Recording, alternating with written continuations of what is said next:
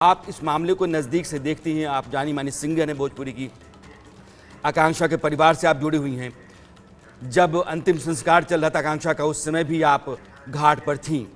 अभी तक इस मामले को जिस तरीके से आपने जी। देखा है, समझा है, जाना है और आपके भीतर जो सवाल संदेह पैदा हो रहे हैं, उसके आधार पर आप अपनी बात रखने के लिए यहाँ हैं। आपको सुनना चाहता हूँ मैं।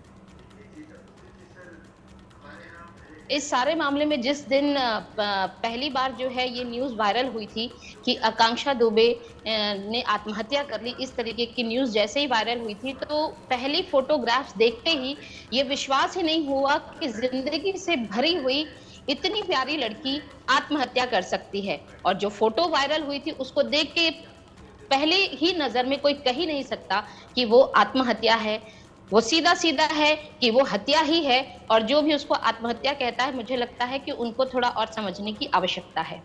इन सारी बातों के बीच में मैं पहला लाइव जो है आई थी और मैंने यही कहा था कि जो क्योंकि आधिकारिक रूप से किसी चीज़ की बात को हम कह नहीं सकते थे क्योंकि हम ऑथराइज़ नहीं है। इसलिए मैंने कहा था कि अगर लड़कियाँ इस स्थिति में पहुँच जाती हैं, तो क्योंकि मैं खुद एक कलाकार हूँ और खुद एक मैं महिला हूँ, तो मुझे समझ में आता है कि कई बातें ऐसी होती हैं, कई परिस्थितियाँ ऐसी होती हैं कि हम अंदर से घुट रहे होते हैं और अपनी बात किसी को साझा नहीं कर पाते हैं।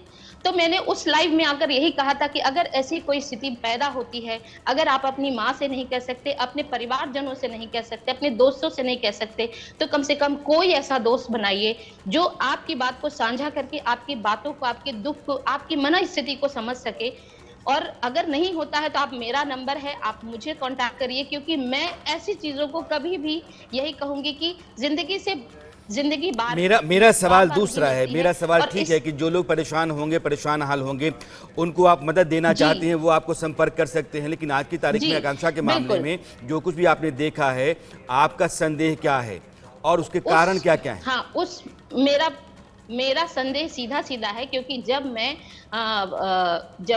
पोस्टमार्टम से जब है इसकी आकांक्षा की जो है डेड बॉडी जो है निकली थी, तो उस वक़्त जो है मैं लगातार जो है आकांक्षा की मदर से संपर्क में होने की कोशिश कर रही थी और मैं लगातार फ़ोन कर रही थी, मेरा फ़ोन नहीं उठ रहा था। तो ऐसे में जो है हम लोगों ने एक फ़ोन कॉल पहले भी एक कॉल रिकॉर्डिंग सबने सुनी है। उस फ़ोन कॉल के बाद हमें ये संशय लगा अंदर से कि कोई व्यक्ति ऐसा है जो इस चीज़ को मिसलीड कर रहा है।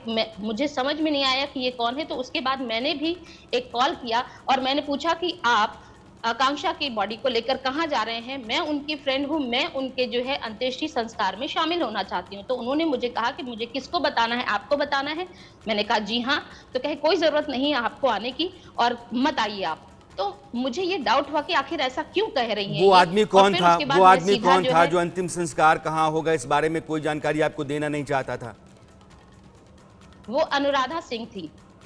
इसकी पुष्टि मुझे तब हुई जब मैं मणिकर्णिका घाट पर पहुंची और वहां पे इतनी सारे क्योंकि वहां पर हम सिर्फ जो है क्योंकि मैं कभी सबसे पहली बात है कि मैं आकांक्षा को कभी मिली नहीं हूं, कभी उससे कोई बातचीत नहीं रही है मेरी, लेकिन एक कलाकार होने के नाते मेरी उसके साथ सिंपैथी थी। और जिस तरीके से इनकी माँ थाने में जिस तरीके से रो रही थी, कोई भी कलाकार बंधु वहां पर उपस्थित नहीं था, ये कहीं ना कहीं मेरे लिए काफी जो है दुखी करने वाला पल था, इसलिए मैं वहां गई थी। और वहां पे इतने सारे डेड बॉडीज जो जल रही थी मणिकर्णिका घाट पे, वहां पर पूछते पूछते मैं पहुंची क्योंकि सिर्फ आकांक्षा की माँ को मैं पहचानती थी और आकांक्षा की माँ ही वहां नहीं थी। और जब बहुत ढूंढने के बाद मैं तब वहां पहुंची जब 70% तक यानी बॉडी आप जल ये चुकी कह थी, रही हैं कि वहां पर अंतिम मैं पहुंची। संस्कार की तैयारी परिवार के अलावा किसी और लोगों ने, कि उसमें अनुराधा सिंह की भूमिका होगी। अनुराधा सिंह आपको घाट तक नहीं आने देना चाहती थी, आप किसी तरीके से ढूंढ कर घाट तक जी। पहुंची, तो अनुराधा सिंह की भूमिका जो है वो आपको संदेह के दायरे में दिख रही है। काजी, उस समय आप थीं, अनुराधा ने आपको आने से मना किया था और आपको जानकारी दी नहीं, रास्ता बताया नहीं, फिर जी। भी आप पहुंच गई थी। अनुराधा सिंह उस समय जी। जब अंतिम संस्कार चल रहा था, उनके चेहरे पर तकलीफ थी, जी। उनके चेहरे पर एक दोस्त को खोने का दर्द था, या फिर वो आपको परेशान हाल दिख रही थी?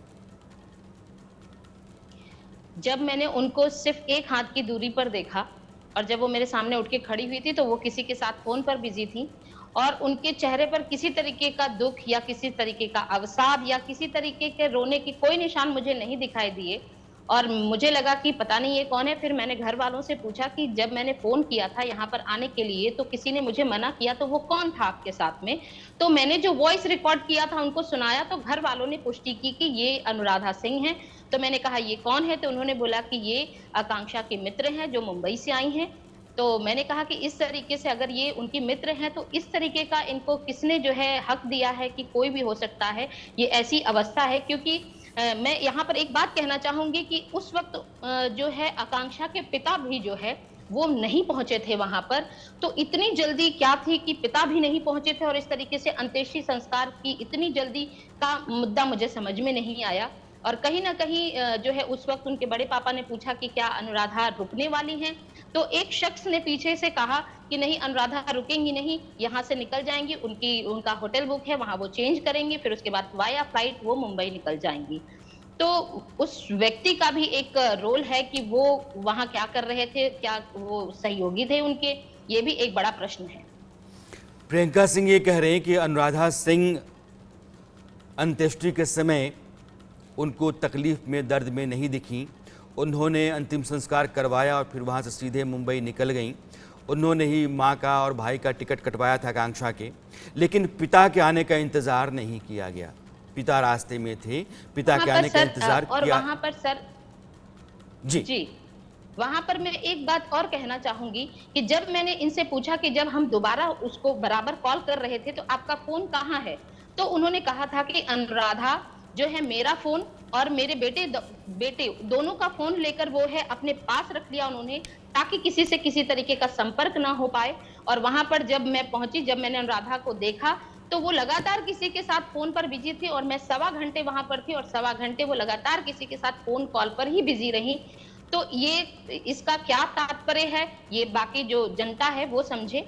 मैंने जो देखा मैं वो आपको बयान कर रही हूँ। जिस तरीके से समर सवालों के घेरे में है, वो लगातार संबंध में था, एक रिलेशन था आकांक्षा के साथ और वो उसको दबाया सताया करता था। जिस तरीके से संदीप आकांक्षा के नज़दीक था और संदीप सवालों के घेरे में है। संजय सिंह जो फाइनेंसर है समर का और वो भी फरार है, वह भी सवालों के घेरे में है। उसी तरीके से अनुराधा सिंह भी सवालों के घेरे में है।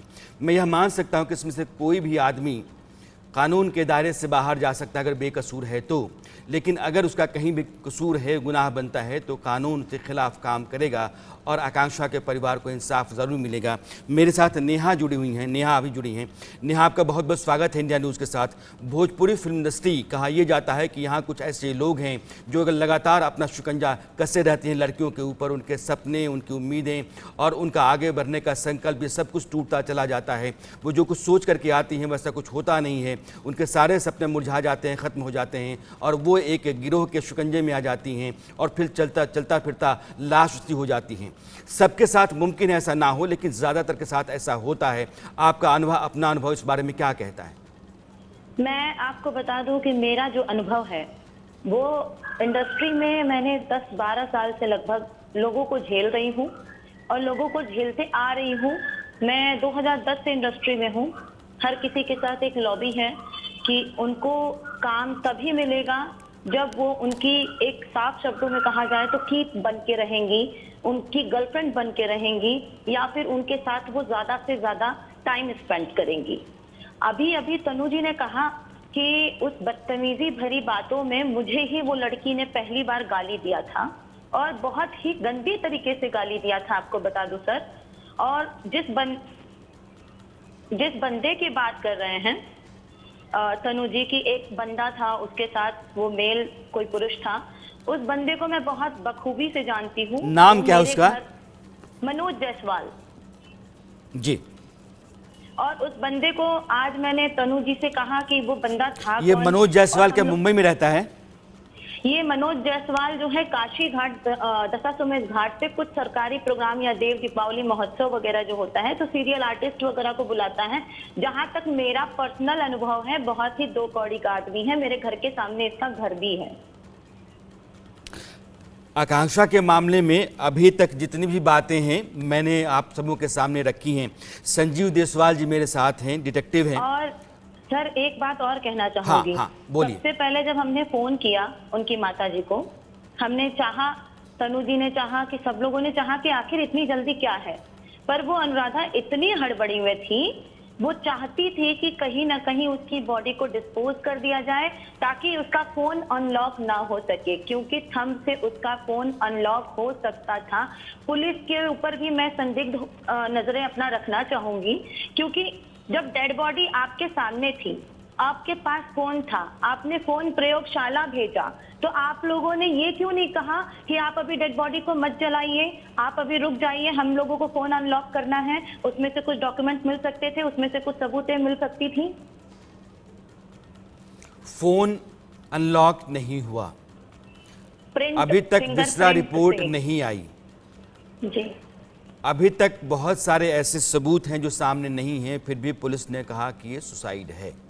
इसलिए पुलिस की भूमिका भी संदेह के दायरे में है। वकील भी यही बात कहते हैं, माँ भी आकांक्षा की यही कह रहे हैं, और जो आपके स्क्रीन पर हमारे सामने आकांक्षा के दोस्त बैठी हुई हैं, आप सब लोग भी यही कह रही हैं।